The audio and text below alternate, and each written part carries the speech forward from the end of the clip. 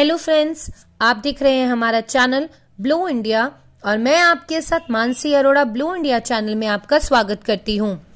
आगे आने वाले समय में लेटेस्ट इन्फॉर्मेशन को जानने के लिए अभी हमारा चैनल सब्सक्राइब करें। बंगाल में भाजपा को कितना फायदा पहुंचाएगी ओवैसी की पार्टी? क्या है देश भर में AIMIM के बढ़ते प्रभाव का कारण?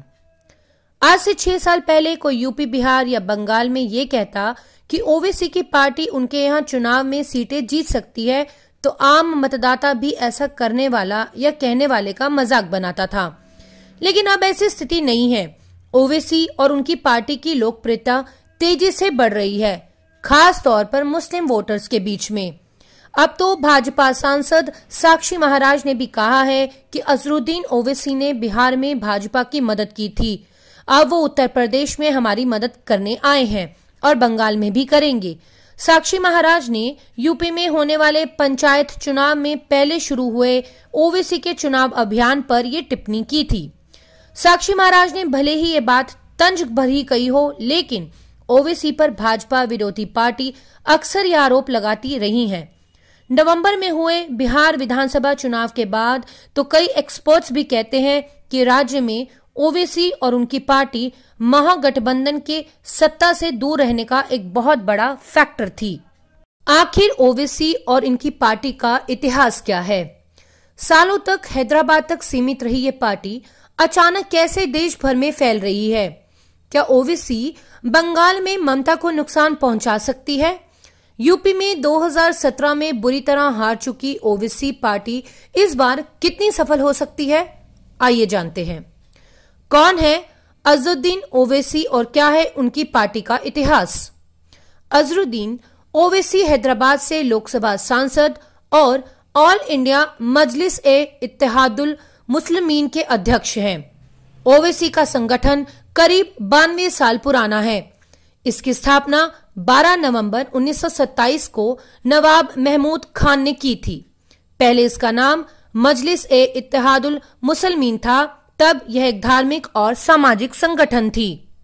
आजादी से पहले यह संगठन हैदराबाद को एक अलग मुस्लिम राज्य के रूप में स्थापित करने के पक्ष में था।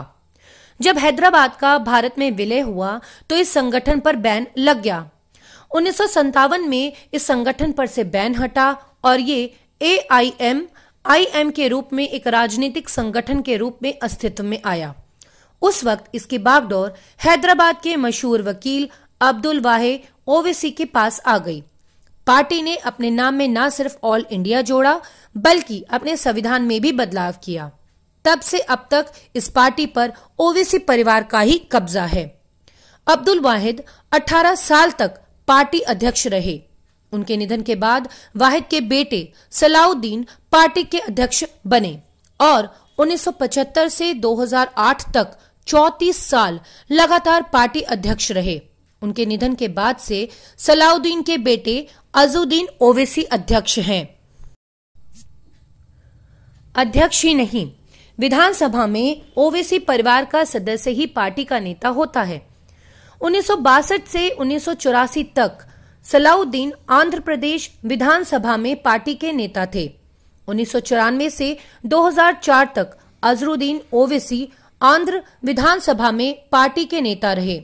2004 के बाद अजहरुद्दीन के भाई अब्दुल-रुद्दीन आंध्र और अब तेलंगाना विधानसभा में पार्टी के नेता हैं। कैसे बढ़ रही है AIMIM की लोकप्रियता?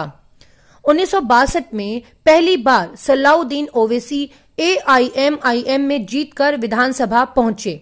तब से लगभग AIMIM का कम से कम एक विधायक जरूर हैदराबाद की ही किसी सीट से जीतकर विधानसभा पहुंच रहा है। पार्टी पिछले 3 चुनाव में हैदराबाद जिले की 15 विधानसभा सीटों में से 7 सीटें जीत रही है। 1984 में सलाउद्दीन ओवैसी हैदराबाद लोकसभा सीट से जीते। तब से इस सीट पर ओवैसी परिवार का ही कब्जा है। पहले सलाउद्दीन और अब अजहरुद्दीन ओवैसी यहां से लगातार जीत रहे हैं। AIMIM का असली विस्तार अजहरुद्दीन ओवैसी के अध्यक्ष बनने के बाद शुरू हुआ।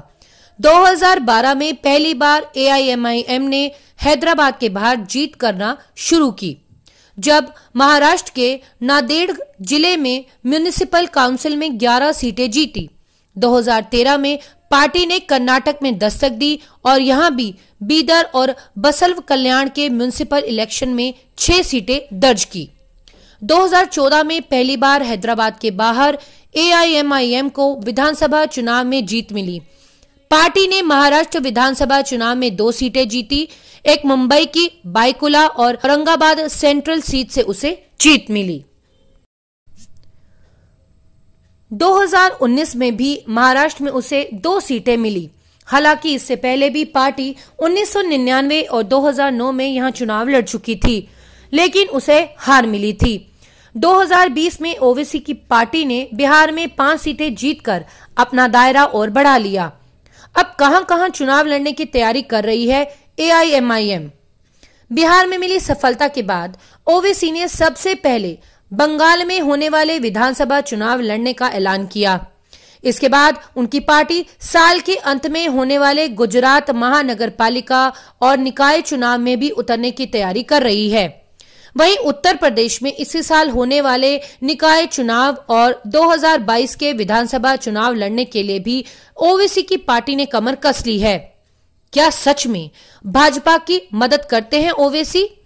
यूपी और बंगाल में ओवैसी की पार्टी पर नजर रखने वाले कई एक्सपर्ट्स कहते हैं कि भले ओवैसी भाजपा की मदद नहीं करती हो, लेकिन उनके चुनाव लड़ने से भाजपा को फायदा होता है। पिछले 6 साल में सांप्रदायिकता बढ़ी है, इसका ओवैसी को भरपूर फायदा हुआ है। भाजपा जिस तरह की धर्म राजनीति अपनाती है, उसी का फायदा AIMIM को हुआ है। वहीं कुछ एक्सपर्ट्स कहते हैं कि कांग्रेस और सेक्युलरिज्म की राजनीति करने वाले दलों की असफलता भी ओवैसी की लोकप्रियता बढ़ाने का प्रमुख कारण हो सकती है। क्या बंगाल में ममता को नुकसान पहुंचा सकती है ओवैसी? बंगाल में लंबे समय से पत्रकारिता कर रहे दिलीप गिरी कहते हैं, बंगाल का वो इलाका जो बिहार के सीमांचल और बांग्लादेश में बॉर्डर से लगता है, वहां पर मुसलमान ओवैसी की ओर जा सकता है। इनमें से अधिकतर मुसलमान बहुत ही गरीब है। अगर ऐसा होता है तो 40 से ज्यादा सीटें पर ओवैसी अपना असर डाल सकती है और ऐसा होने पर फायदा भाजपा को ज्यादा होता दिखता है। लेकिन वो जो पढ़ा लिखा है, वो बंगला बोलता है, वो ममता के साथ ही रहेगा।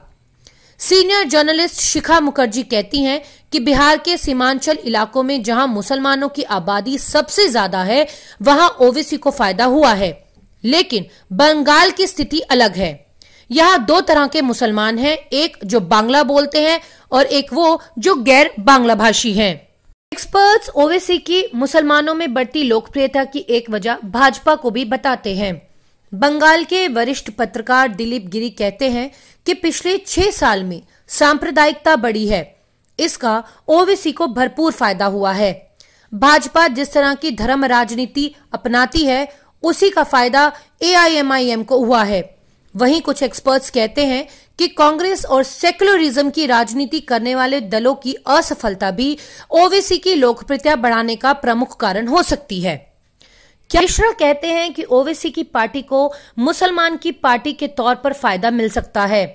केंद्र और राज्यों में भाजपा सरकार आने से मुसलमानों को एहसास हो गया है कि अब हम अकेले दम पर सरकार नहीं बना सकते। इसीलिए वो सोचने लगा है कि ज्यादा से ज्यादा प्रतिनिधि संसद या विधानसभा में भेजें ताकि उसका प्रतिनिधित्व करने वाला कोई हो। मिश्रा कहते हैं कि ओवैसी इस वोटिंग पैटर्न को समझ चुकी है।